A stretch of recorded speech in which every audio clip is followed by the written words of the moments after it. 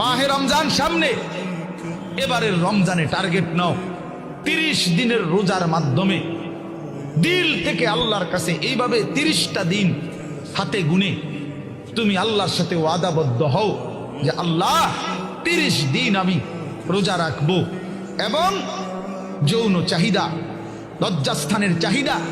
অশ্লীলতা, বেহায়াপনা, নর্তকী, নাচ গান, উলঙ্গ ছবি দেখা, নারীকে নিয়ে চিন্তা ভাবনা, মেয়েকে নিয়ে অশ্লীল চিন্তা ভাবনা, অবৈধ কোনো প্রেম সম্পর্ক, হারাম কোনো রিলেশন, এ সব ত্যাগ করে বন্ধু 30টা দিন মনোযোগ দিয়া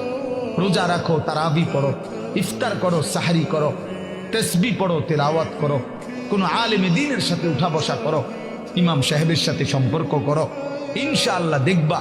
আল্লাহ চাহে তো 30 দিনের মাথায় আল্লাহ বলেন লাআল্লাকুম তাত্তাকুন, আমি আল্লাহ ওয়াদা দিলাম মোমেন তোকে মুত্তাকি বানিয়ে দেব।